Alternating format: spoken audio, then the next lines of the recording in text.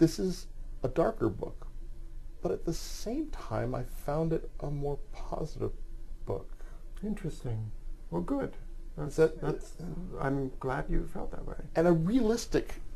Well, that's all it's advocating. That's literally all it's advocating, is that it's just, you know, it doesn't make you a killjoy to look at something plain in the face and to call it what it is. You know, it doesn't make you not patriotic to point out the shortcomings of something or the contingencies that have not been thought of.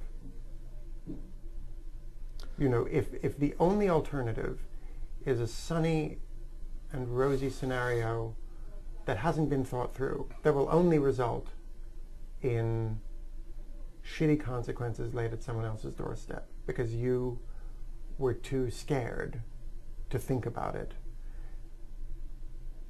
And concomitant with that, you berated someone else for having the goal to try and make you see the reality, and you tarred them with the brush of being a killjoy, fun-ruining,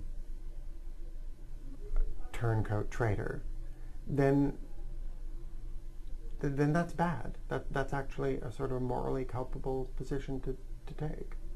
When you look at the book, what seems to link it all together other than just the way your mind works? Because, I mean, there are so many things you're examining, everything from a porn convention in New York to walking the streets looking at those damn handprints outside the Chinese theater, Grauman's Chinese, yeah.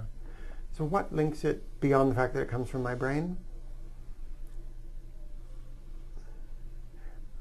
I think that the world in all its unvarnished reality is worth looking at in a very clear-eyed and sometimes difficult to do manner. And you will find that it is no less consoling,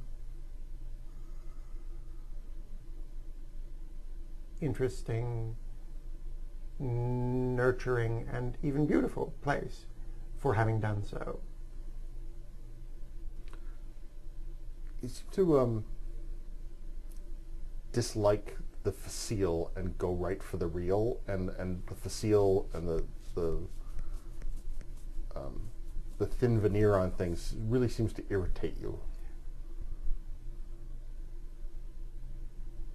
I guess, but I don't know. I mean, there must be tons of ways in which I lie to myself and love facades, and you know what I mean. There must be ways in which that's not true. But I think I generally prefer when things are played straight. Yeah. Which is an interesting thing for someone who speaks and writes as, for want of a better term, fancily as I do. Because I clearly like the bells and whistles of verbiage. Mm-hmm. I like a lot of words. I'm not one of those say little men. And you you know do what I mean? approach things sometimes from a bit of an obtuse angle. Absolutely, and I'm a highly aesthetic fellow.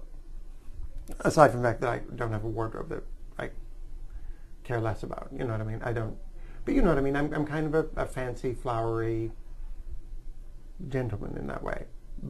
But that said, I do prefer a direct approach. Half empty, half full. That's obviously where it comes from, the glass thing. Yes. So right now I'm in a good place. I'm feeling incredibly privileged, and I feel like the luckiest guy in North America. I hope you're working on more stuff. I hope so. Soon. Yeah? Typing's been a little hard, but soon. I can see that, yeah. Do you think you can switch to something else to accommodate? Or is it you really need the sensation of... No, I'll be fine. I can Mac and write. keys. I'll write longhand. Yeah. Keep it up. Nice. And get better. It's not an order, but, The book is half empty. I love the warning. There's a warning right on it. No inspirational life lessons will be found in these pages. Wrong. Shh, don't tell that Rakoff fellow that, because he'll get upset. I've been speaking with the author, David Rakoff, and David Rakoff's Half Empty is published by Doubleday Canada.